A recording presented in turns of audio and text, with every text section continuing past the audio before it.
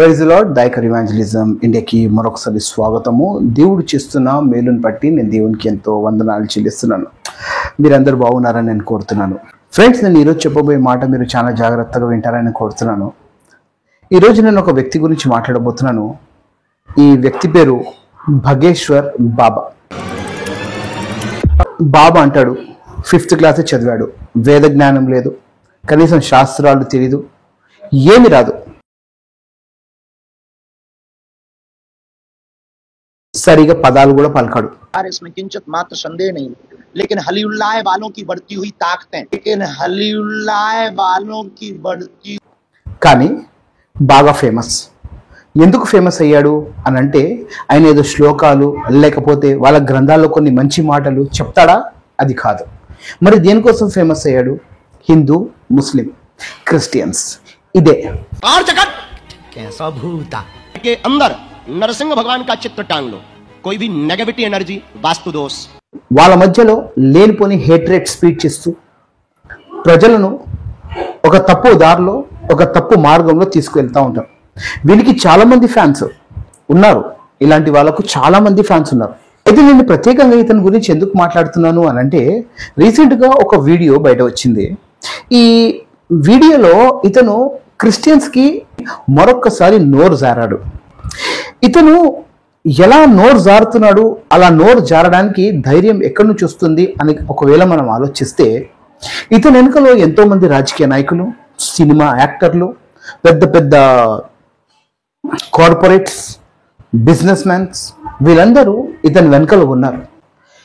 ఇదే ఇతనికి ధైర్యం, ఇదే ఇతనికి బలం. ఇలాంటి వాళ్ళు ఇతని వెనుకలో ఉన్నారు కాబట్టి ఇతనికి అంత ధైర్యం, అంత సాహసం.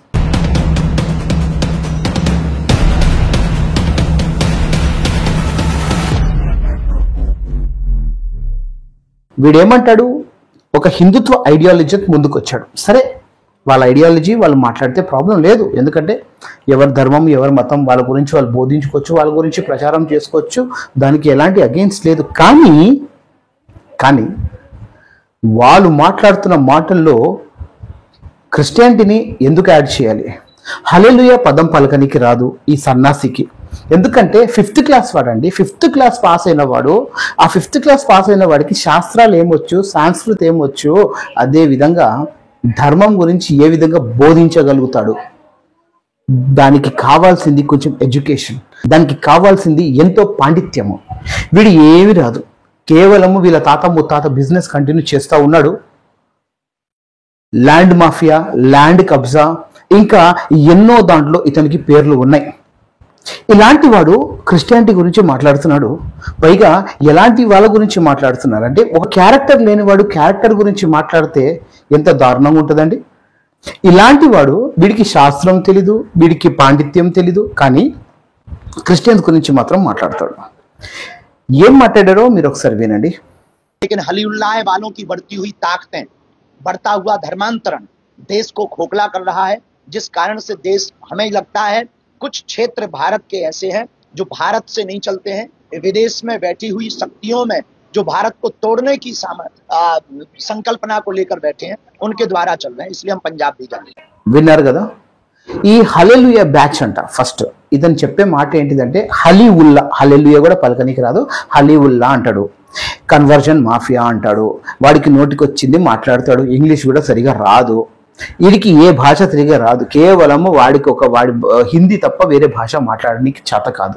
కానీ వీడి లైఫ్ స్టైల్ మీరు ఊహించుకోలేరు. వీడేసుకున్న స్పెక్ట్స్ కానీ, వీడేసుకునే గ్లాసెస్ కానీ, వీడేసుకున్న చెప్పులు కానీ కొన్ని లక్షల రూపాయలు ఉంటాయి. ఇంత డబ్బులు, ఇంత ప్రజల దగ్గర నుంచి దండుకుంటున్న ఈ వ్యక్తి క్రిస్టియానిటీ గురించి మాట్లాడుతూ, ఈయన చెప్తున్న మాట ఏంటిదంటే, కొన్ని రాష్ట్రాలు ఉన్నాయంట, అదంట భారత ప్రభుత్వం నుంచి నడుస్తలేదంట, దానికి నడిపించే వాళ్ళంట విదేశీయులు అని అంట. చూడండి వీడి తెలివి ఎంత ఉందో. అందుకని అంటాను, ఇలాంటి అన్ఎడ్యుకేటెడ్ ఫెలోస్ని బాబాలుగా మారుస్తూ ఉంటే మరి వాడి జ్ఞానం అంతా అన్ఎడ్యుకేటెడ్ జ్ఞానమే ఉంటుంది కదా. నేను ఇక్కడ ఎవరిని కించపరుస్తలేను, పర్టికులర్గా ఏ సమాజానికి కించపరుస్తలేను. నేను కేవలం ఈ ఫ్రాడ్ బాబా గురించి మాట్లాడుతున్నాను. ఫ్రాడ్ అందరిలో ఉన్నారు, లేరని కాదు. కానీ ఇలాంటి ఫ్రాడ్ మాటల వల్ల ఎంతమంది అమాయకులు మోసపోతున్నారు. ఇతనికి ఫేస్బుక్ బాబా కూడా అంటారు. ఇతను ఈ మధ్యలోనే బాగా గత 10 సంవత్సరాల నుండి ఇతను బాగా ఫేమస్ అయ్యాడు. ఇంతకు ముందు వీడు ఎవరో కూడా ఎవరికి తెలియదు. అలాంటి వాడు ఈరోజు క్రిస్టియానిటీ గురించి, ముస్లిమ్స్ల గురించి, మత మార్పిడి, కన్వర్జన్ మాఫియా, లేకపోతే లవ్ జిహాద్ అని చెప్పి పనికి మాలిన ప్రొపగాండా క్రియేట్ చేస్తూ అమాయకమైన సమాజాన్ని చెడు మార్గంలో తీసుకువెళ్తున్నాడు. క్రిస్టియానిటీ గురించి వీడికి ఏం తెలుసు? క్రిస్టియానిటీ ఇచ్చిన ఎడ్యుకేషన్ గురించి వీడికి ఏం తెలుసు? క్రిస్టియానిటీ చేసిన సర్వీస్ గురించి వీళ్ళకి ఏం తెలుసు? ఇలాంటి వాడికి ఏం తెలియదు. వీడికి కేవలం మతం ఒకటే తెలుసు. వీడికి కార్పొరేట్స్ నుంచి భయంకరంగా డబ్బులు వస్తాయి. వీడికి రాజకీయ పార్టీ తరఫు నుంచి ఎంతో మంది డొనేషన్స్ ఇస్తూ ఉంటారు. ఇదే కాకుండా ఇతను ఎన్నో తప్పుడు పనులలో కూడా ఇతని పైన ఆరోపణలు ఉన్నాయి. ఇలాంటి వాడు రోజు రోజుకి ఎదుగుతున్నాడు. క్రిస్టియన్స్ గురించి మాట్లాడుతున్నాడు. తన ధర్మం గురించి మాట్లాడితే తప్పేం లేదు, తన మతం గురించి మాట్లాడుకుంటే తప్పేం లేదు. కానీ అమాయకమైన ప్రజలకు ఏదో మీడియాలో వచ్చి వేరే మతం గురించి, ఒక వేరే విశ్వాసం గురించి, వేరే సెంటిమెంట్స్ గురించి మాట్లాడడానికి ధైర్యము ఎవరిస్తున్నారు? పంజాబ్లో పెరుగుతున్న క్రిస్టియానిటీ, పంజాబ్లో క్రిస్టియన్స్ ఎందుకు మారుతున్నారు అంటే వీడికి సమాధానం లేదు. వీడు ఒకటే అంటాడు, డబ్బులు ఇచ్చి మారుస్తున్నారు అంటాడు. కానీ వీడు సొంతంగా ఒక్క మనిషికైనా మార్చగలిగాడా? బలవంతంగా మత మార్పిడి వీడే చేస్తాడు. ఘర్వాపసి పేరుతో వాళ్ళను బెదిరించి, వాళ్ళను ఇంకా ఏదో విధంగా చేసి వాళ్ళను మత మార్పిడి చేస్తూ ఉంటాడు.